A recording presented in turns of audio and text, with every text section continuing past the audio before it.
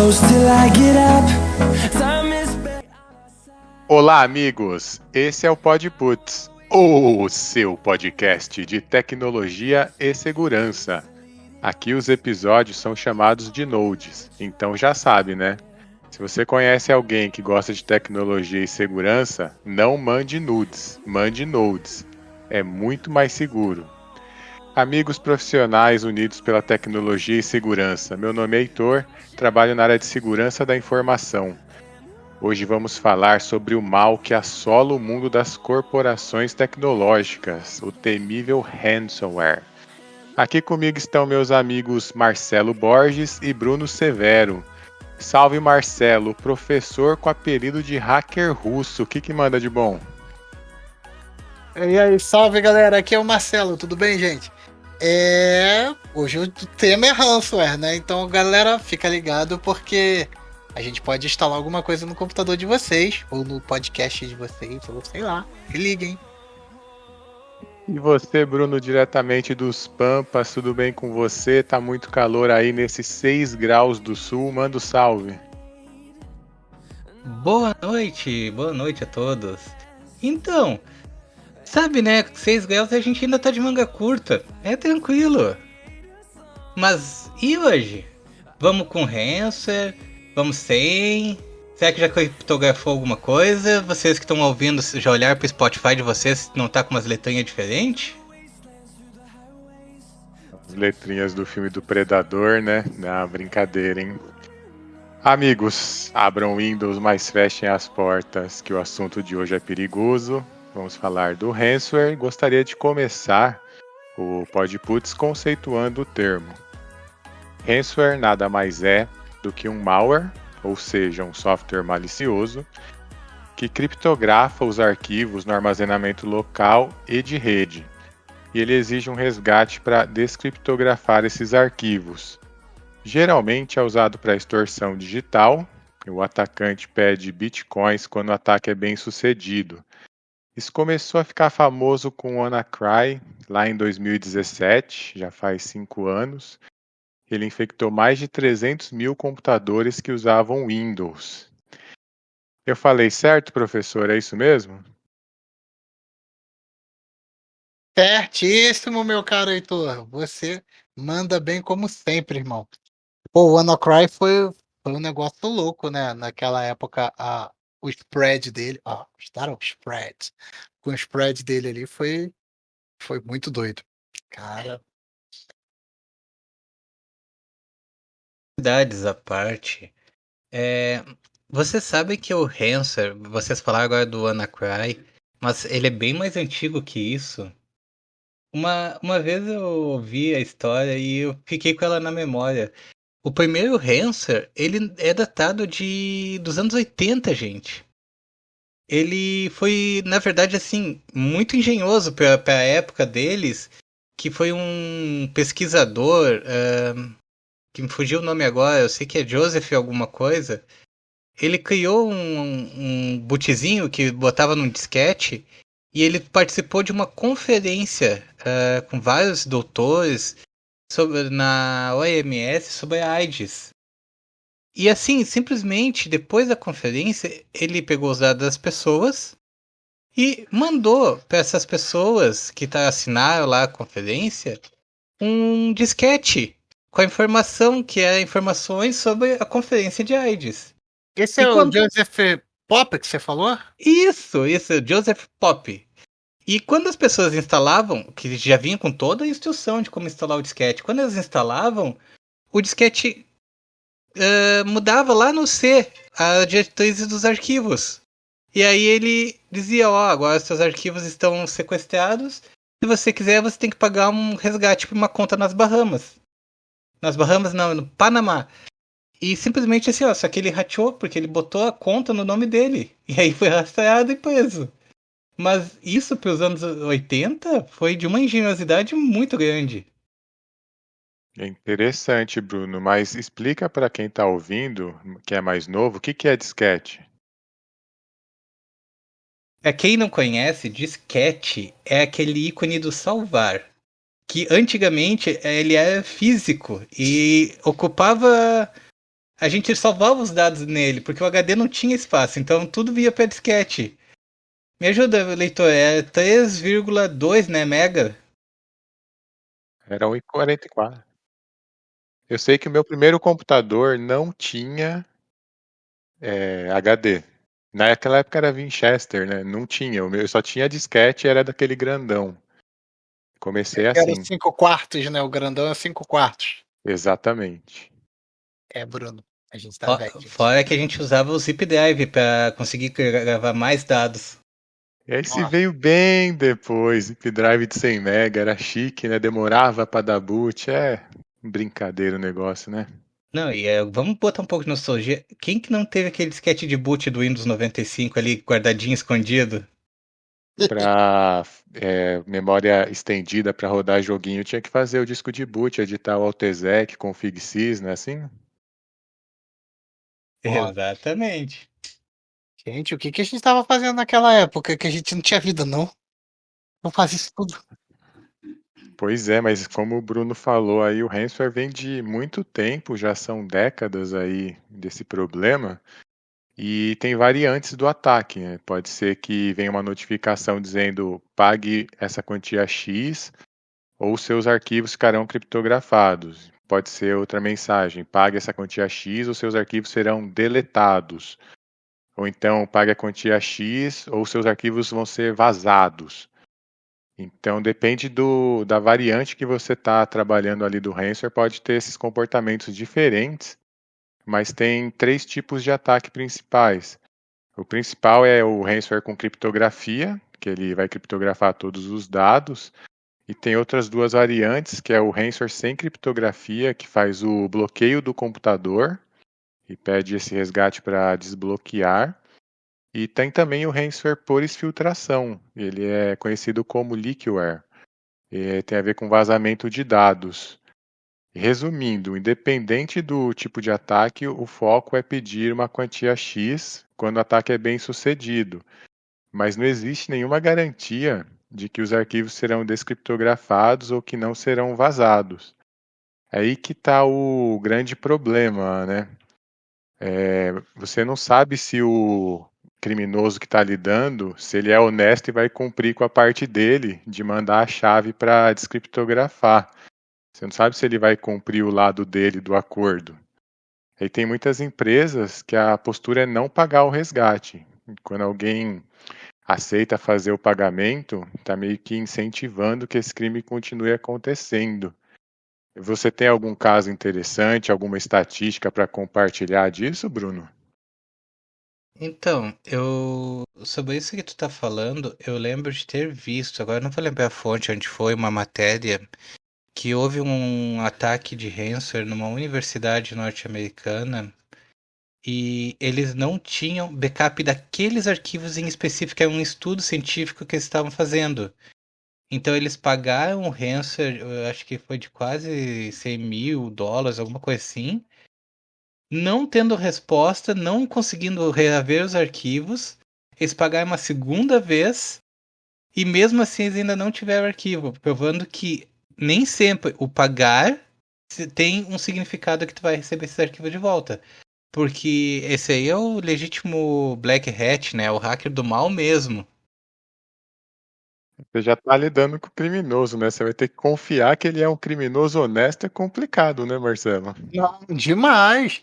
Cara, mas eu sempre fico na dúvida, sabe? Eu não, a gente já pegou ransomware, mas conseguimos livrar graças a backup, né? Então a gente não tem nenhuma história assim, uma fabulosa pra contar, foi uma loucura, não. E o processo foi muito tranquilo.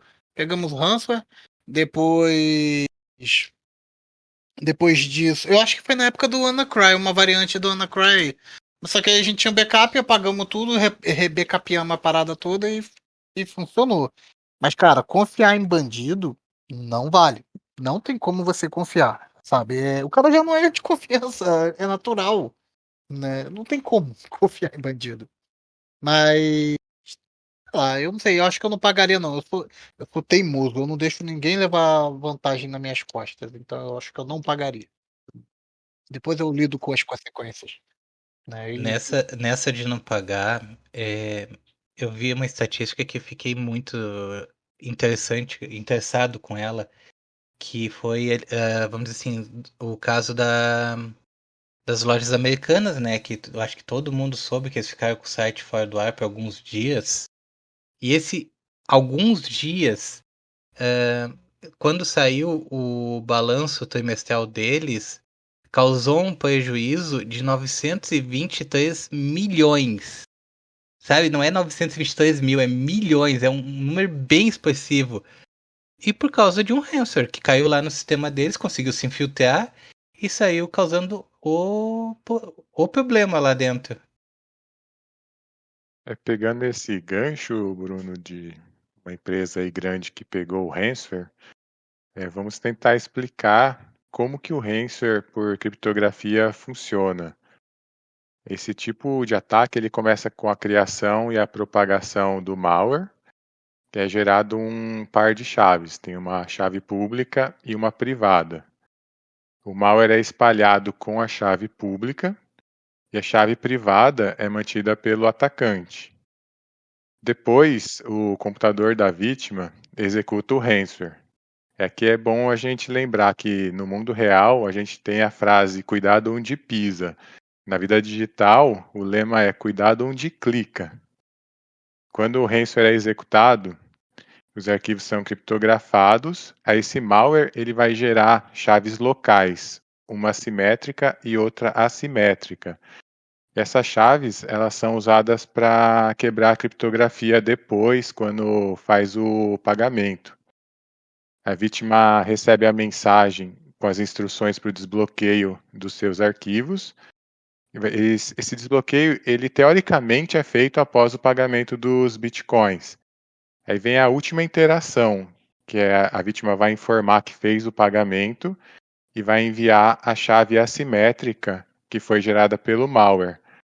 Aí esse atacante ele recebe a chave e vai descriptografar essa chave assimétrica com a chave privada que ele já tinha e envia a chave simétrica de volta para a vítima. Com essa chave, ele vai conseguir liberar os arquivos se tudo der certo, né? Esse é o cenário técnico se ambas as partes fizerem todos os passos que são combinados aí para a liberação dos arquivos. E para evitar esse tipo de ataque, você tem que ter cuidado com o que executa na máquina, cuidado com links, com anexos, com programas piratas, essas coisas. Às vezes, a pessoa tenta economizar, quer craquear ali um joguinho, mas pode custar muito caro fazer isso. Certo, Bruno? Com certeza. E seguindo essa linha aí, vale lembrar que não é só pequenas empresas que têm, vamos dizer assim, uma segurança mais fraca que são vítimas. Empresas grandes, de grande porte, que a gente sabe que tem segurança muito boa, também se tornam vítimas. E assim, dentro dessa questão do ransomware, vale sempre lembrar, né? Tem que ter backup, tem que ter servidor de backup separados. Se puder, bota um HD externo ali, copia os dados, tira o HD, não deixa plugado o tempo todo na máquina. E é assim mesmo. Eu acho que ainda pode se botar mais um backup para a nuvem para ter total certeza. E olhe lá se isso ainda não for suficiente. Qual é a frase que a gente fala todo final de episódio? Quem nos escuta já sabe qual é a frase que a gente fala no final. Já fizeram backup hoje? Não é à toa que essa frase existe, né? Backup é algo essencial. Vou voltar naquele caso que eu disse. Cara, se não fosse backup, a gente estava enrolado. Porque nem sempre o atacante, o criminoso, ele tem uma condição de, de desfazer o que ele fez. Às vezes tem cara que sabe criptografar, pega um malware qualquer, um ransomware qualquer, usa no ataque, invade e depois, cadê a chave para descriptografar? Não funciona. Isso quando a descriptografia, eu ouvi dizer que algumas eram tão brabeiras que danificavam alguns arquivos originais. Eu falei, meu Deus, gente, então nem sempre é viável. O cara tem a técnica necessária para desfazer a caquinha que ele fez no teu sistema. Então, pensem com carinho no backup, pensem com carinho em se vão pagar ou não ao bandido, ao atacante, né, ao Black Hat, se, se vale a pena mesmo ou não. Pensem sempre nisso. Só botar um parênteses para reforçar o que o Marcelo tá falando. Para todo mundo que tá ouvindo, gente, o cara de TI que trabalha aí na empresa de vocês, que arruma os computadores, que cuida de tudo, que cuida da rede, ele não necessariamente sabe descriptografar. Se criptografou, esse cara não é um especialista em descriptografia. Então, não adianta olhar para ele e dizer, ó, tá tudo estranho, agora faz tua parte, que não é assim que funciona. E nem sabe invadir o Facebook do seu namorado ou namorada. Só para ficar claro. Ah, e também não arruma o ar-condicionado. Sem a chave fica muito difícil, né, fazer essa descriptografia. E não é uma coisa simples, esse código de ransomware não é trivial que qualquer pessoa consegue fazer. Então, o que, que acontece hoje em dia? Existe uma modalidade de ransomware as a service, que você contrata um código personalizável para atacar o alvo específico. A gente já chegou nesse nível, dá para acreditar? Às vezes acontece uma negociação, tipo, o atacante mandou o malware para vários alvos, nem sabe onde teve sucesso. Não é todo mundo que vai cair ali, não vai clicar no lugar errado. Aí alguém que caiu no ransomware entra em contato para tentar recuperar os arquivos.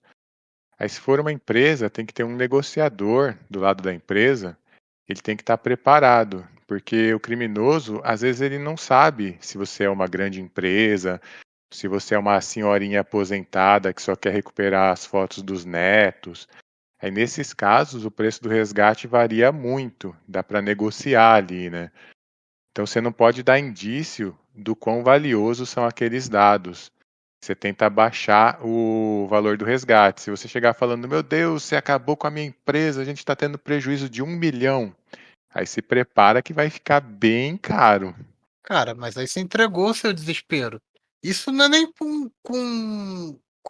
com ataque.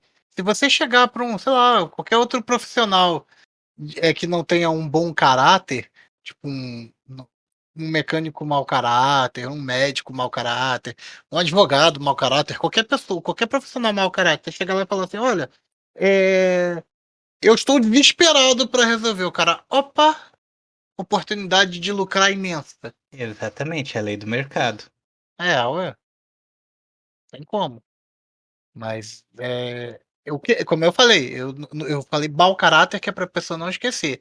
Quem usa do desespero dos outros para ganhar, para lucrar em cima, não é um cara esperto, não é um cara que está explorando bem o mercado. É uma pessoa exploradora, não no sentido positivo da palavra. Para evitar esses exploradores, eu particularmente, além do backup, eu faço backup do backup. Eu cheguei nesse nível de paranoia. Vocês são assim também ou eu que sou estranho? Heitor, você é um cara muito fechado.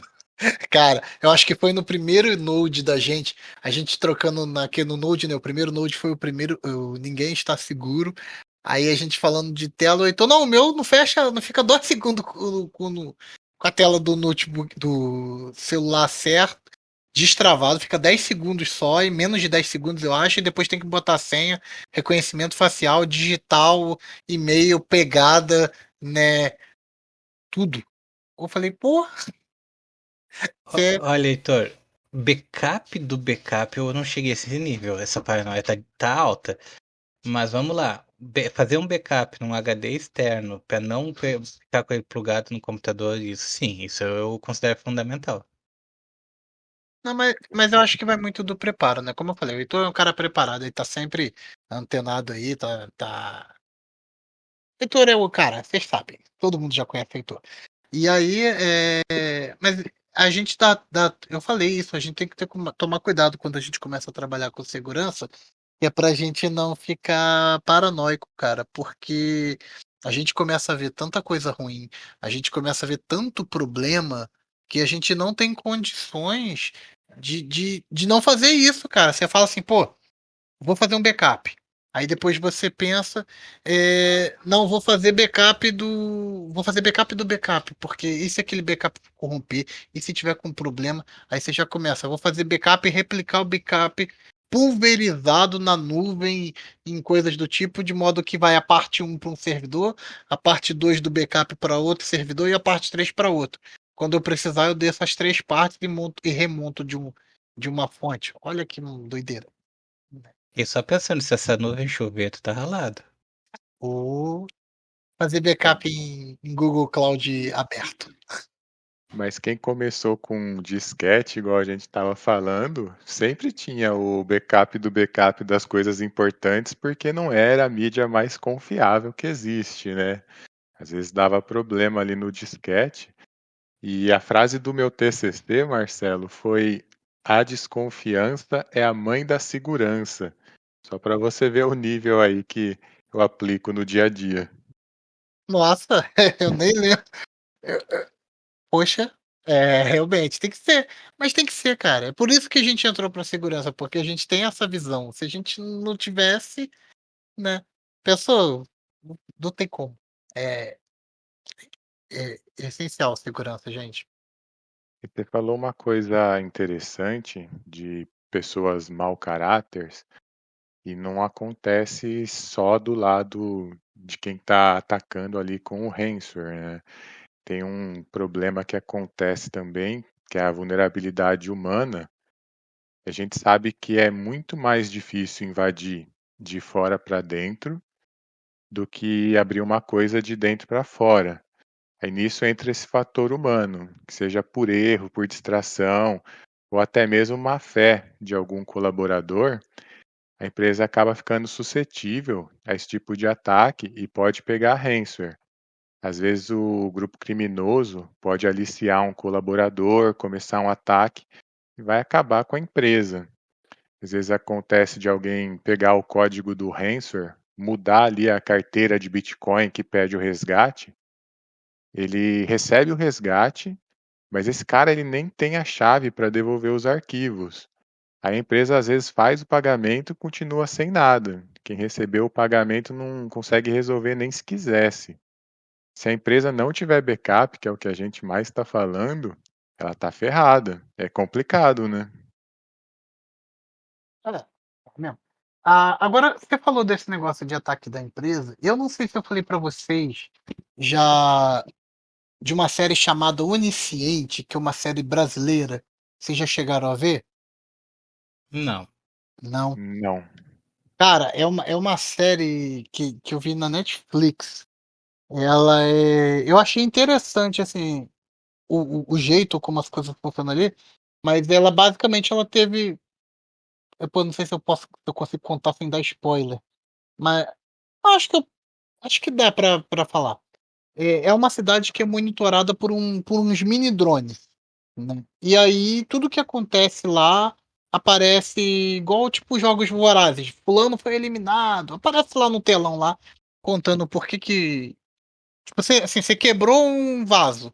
Aí aparece lá. Marcelo quebrou um vaso, tem que pagar US$ 100 por dano à propriedade de terceiros. Apresente-se na justiça no dia 3/4, por exemplo. Aí você vai lá.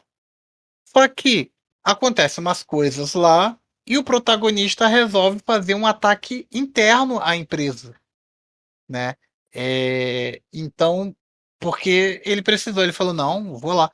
E aí entra no que você falou, às vezes o profissional, nesse caso foi uma pessoa procurando justiça, mas às vezes o ataque interno vem de, vem de um lugar onde você menos espera. Às vezes aquele funcionário que era 100% e de repente foi maltratado e, e agora ele resolve tomar uma atitude errada, pega um pendrive, um ransomware as a service aí da vida, enfia lá no teu computador, ele não tá nem aí se você vai pagar resgate, se você vai conseguir descriptografar. Ele só quer atrapalhar a tua vida, ele não quer nem o resgate. Então a insatisfação. Mas me lembrou, de qualquer forma, a série. Mas dá uma olhada. Eu queria que tivesse uma segunda temporada. Por enquanto, não tem nem indícios de segunda temporada, mas achei legal. Dessa onisciente.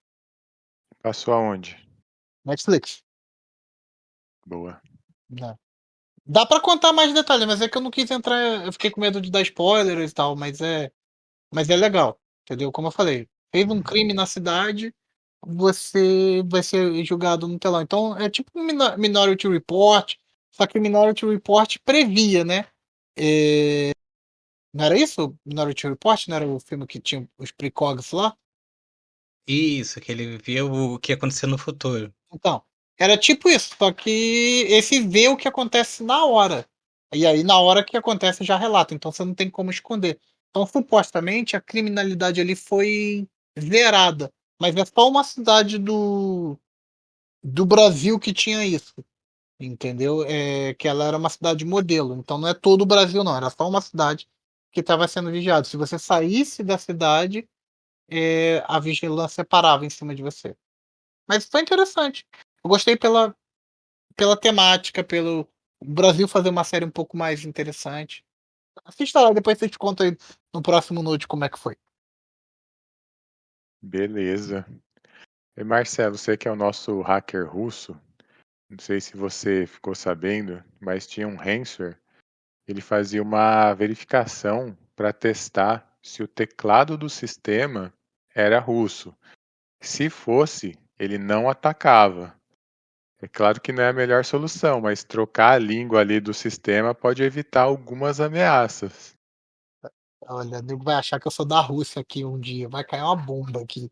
Não, esse eu tava desconhecendo, mas esse me lembra o Strux. Como é que é Stuxnet? Que era aquele da usina que. Stux, É Stux, né? isso. O Stuxnet, ele O era botnet aquele, né? isso, ele só ia para usinas, né? Só, só que se quem tivesse um determinado equipamento lá de uma. Ele atacava o sistema da Siemens em Isso, cima de centrífugas nucleares, né? Que ele entrava ali dentro do sistema da automação e começava a bugar o sistema. é, fazer um milkshake de urânio, né? Porra, e aí você vê.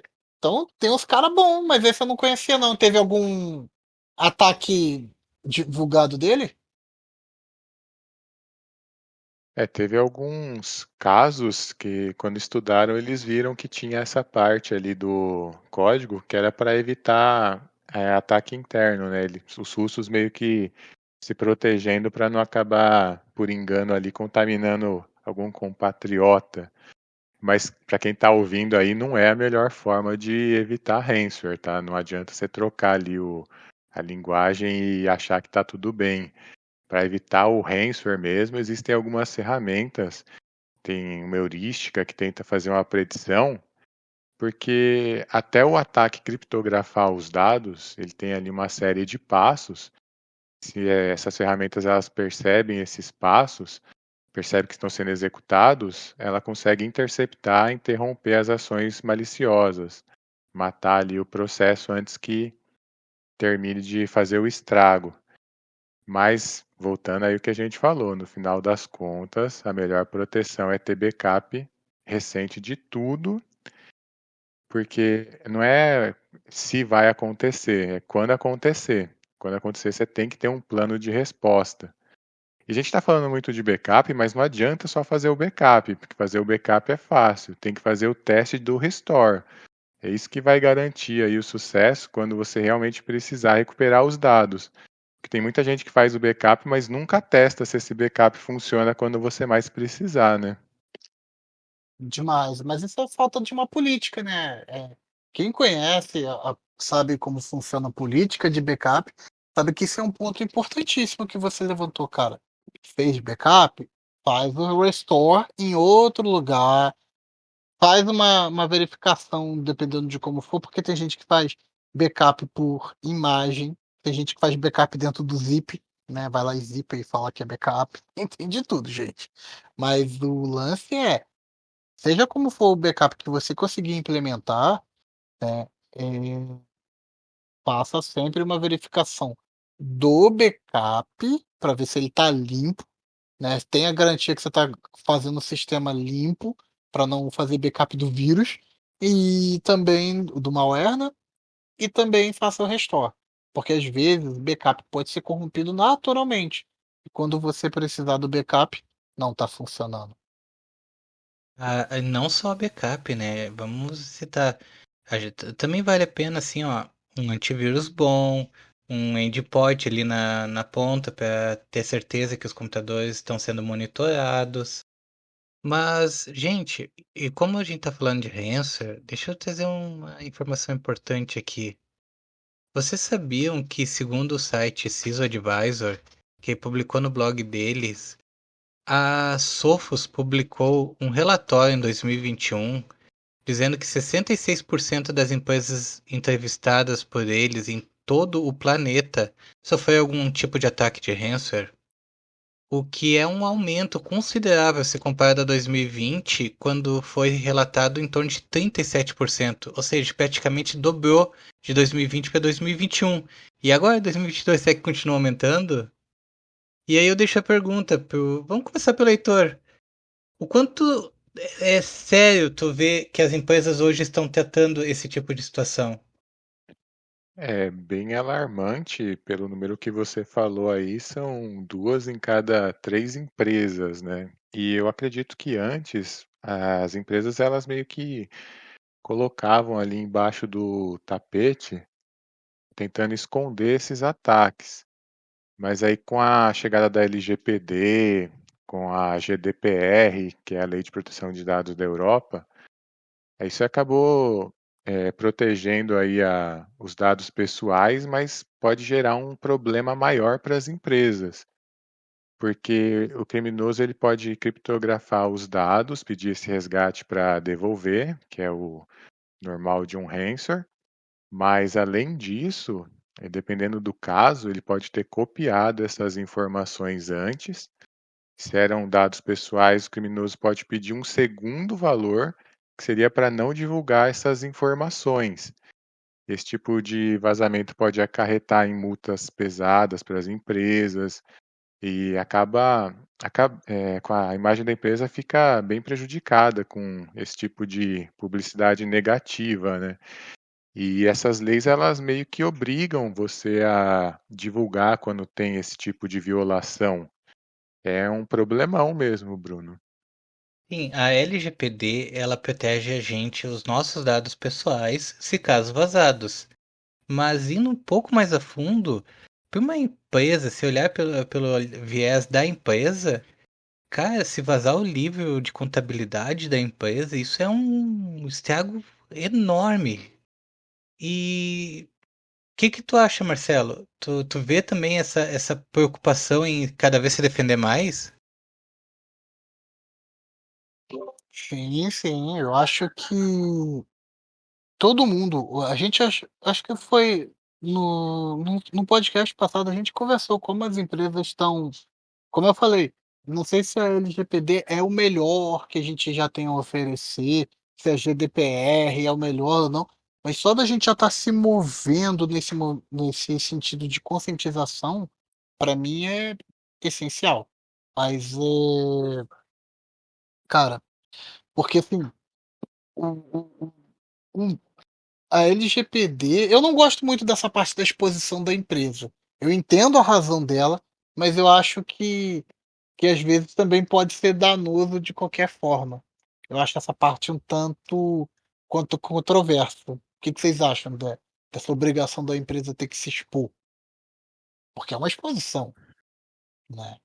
É, no final das contas, a empresa ela quer evitar as multas e como a lei obriga ela a fazer essa divulgação, fica meio que sem ter para onde correr, né? Então, vai ter a divulgação. Se é a melhor opção ou não, é em questão de transparência para quem teve os dados vazados, com certeza é a melhor opção. Você saber ali que teve algum problema.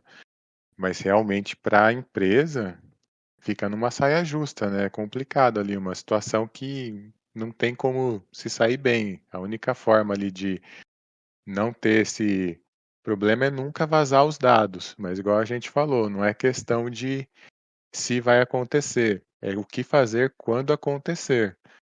E todo esse plano de resposta, um porta-voz ali para saber lidar com a imprensa, esse tipo de exposição, tem que ser pensado antes.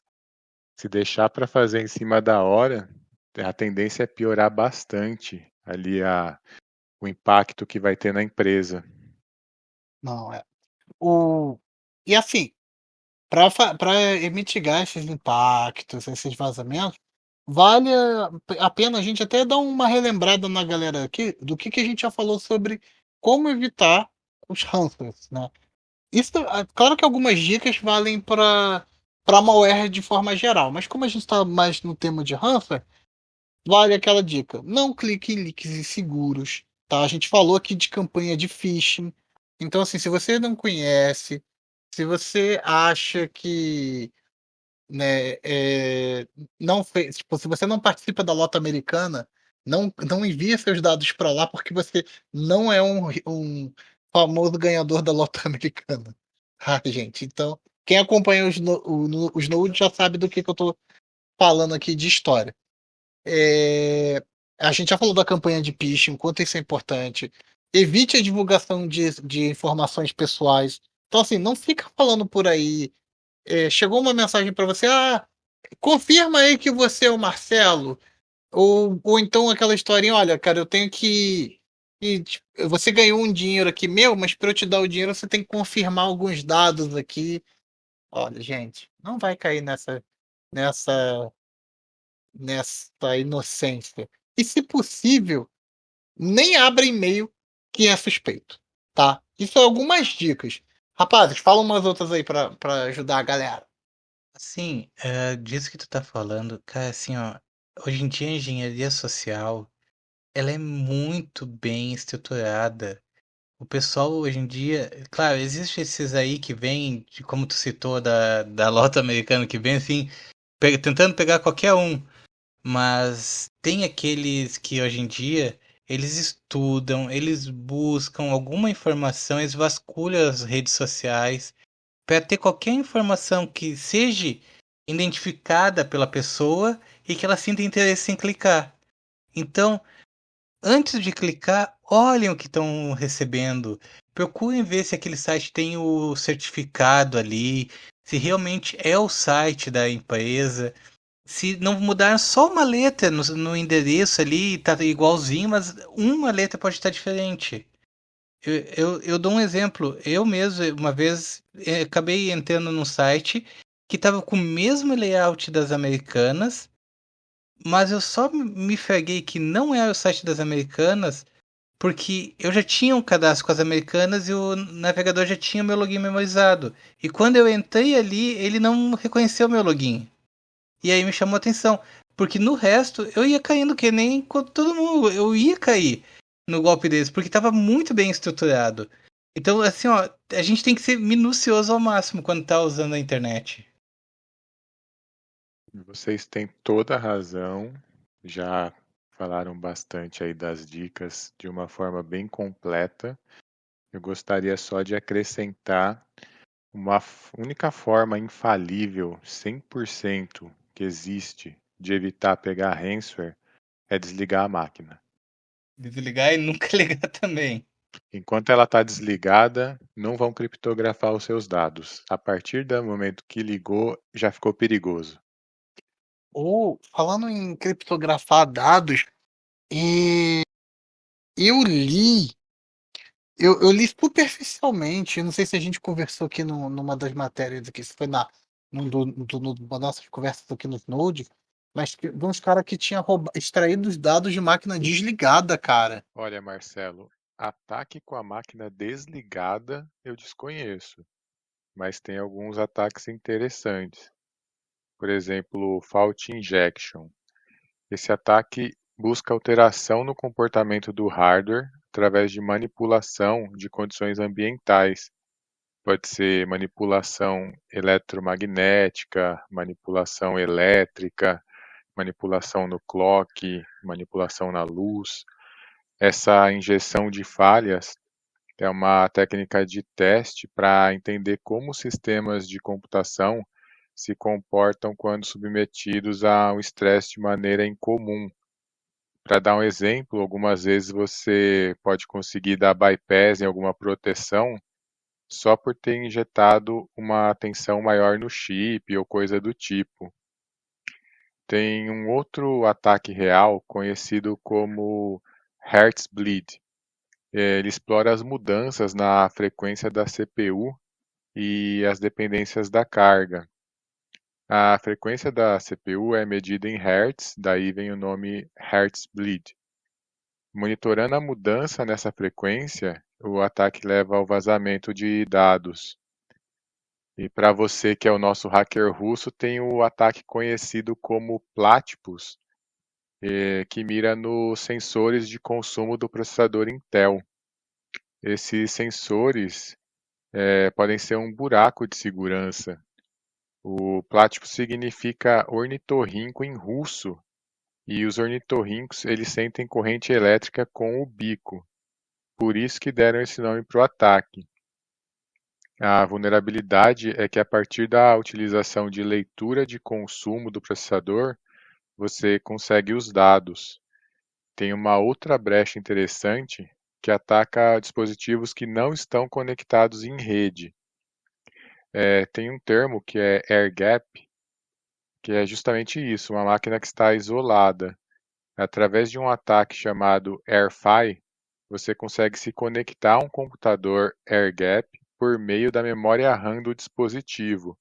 Mesmo sem Wi-Fi, mesmo sem Bluetooth, o ataque vai usar os barramentos DDR-SD-RAM, que são aqueles que conectam os pentes de memória RAM na placa-mãe, para gerar emissões eletromagnéticas nas bandas Wi-Fi de 2,4 GHz. Ele codifica os dados binários em cima desses barramentos. Ele vai usar para mandar os dados por Wi-Fi. Tem um outro ataque possível, que é o Fansmeter. Um malware ele consegue alterar a velocidade de funcionamento da ventoinha da máquina afetada, fazendo com que o padrão de ondas sonoras do ventilador seja utilizado como um meio remoto de transmissão.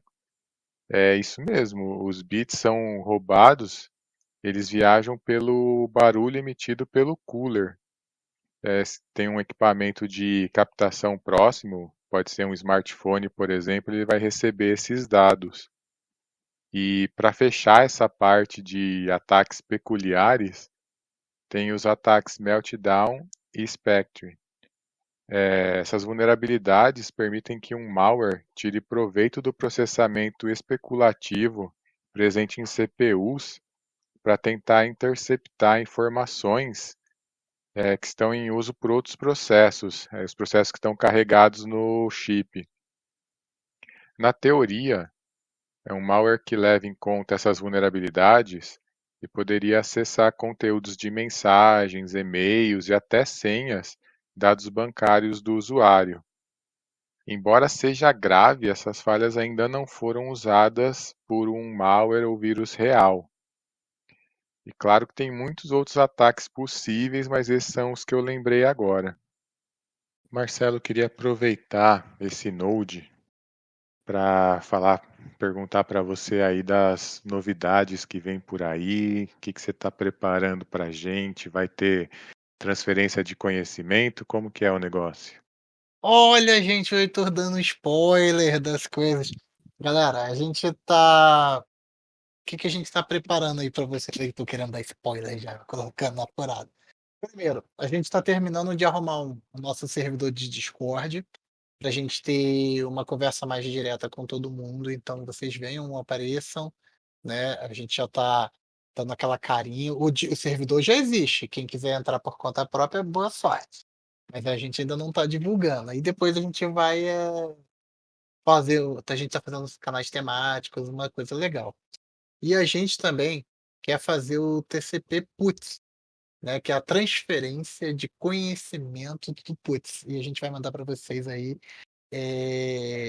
uns temas bem legais que a gente quer fazer diferente do que a gente faz no pod. Enquanto no podcast a gente troca uma ideia, uma coisa um pouco mais superficial, um bate-papo, a gente resolveu descer e a contribuir um pouco mais, aprofundar um pouco mais determinados assuntos através do TCP Putz. Mas isso é novidades, então fiquem ligados que vai ter evento para todo mundo. E fora a lista de convidados que tá gigante, né? O Bruno pode falar assim, Bruno, sem falar os convidados que a gente gosta de manter a surpresa. Conta de como é que tá a nossa agenda aí. Então, pela minha surpresa, foi muito grande a aceitação. A gente já tem convidados para agosto, setembro, outubro e novembro. Assim, assim, como a gente sempre diz, o PUTS é profissionais unidos da tecnologia e segurança. Então, tem convidados que são da parte mais de tecnologia, tem convidados que são mais da parte de segurança, tem para todo mundo que quiser ouvir e que queira participar de alguma forma. Inclusive, se vocês quiserem participar, chama a gente, vamos conversar. Show de bola, pode ser que tenhamos aí um ouvinte que seja especialista em algum tema, ou de tecnologia, ou de segurança, ou ambos, e possa contribuir aqui com a gente, né? Ah, sempre bem-vindo, galera, né? Vocês sempre venham aí falar. E falando nisso, a gente marca a presença nos eventos quando a gente pode, né? Heitor, conta um pouco aí como é que foi a RoadSec. Ah, foi bem legal, né? Depois aí de 2 anos de pandemia que não tínhamos os eventos presenciais, finalmente a gente teve a oportunidade aí de reencontrar os amigos, de ver palestras de qualidade técnica muito grande. Foi bem legal, viu? Gostei muito. E ano que vem estarei lá de novo. Quem estiver ouvindo aí e quiser dar um alô pra gente, ano que vem a gente vai de novo. Pô, interessante, Heitor. Como eu sempre disse, eu acho muito interessante esse tipo de evento. E quem sabe ano que vem eu participe da RoadSec ou de outros eventos aqui pela minha região e a gente possa trazer mais informações para as pessoas, hein? Imagina, vai ser bom? Beleza, amigos. Foi muito legal esse bate-papo, mas estamos chegando no final do Podputs de hoje.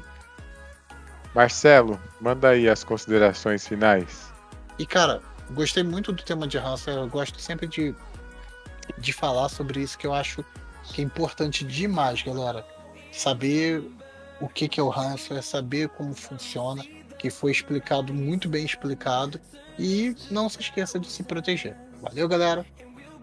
Falar do ransomware até que é legal. O ruim é pegar o ransomware, né, Bruno?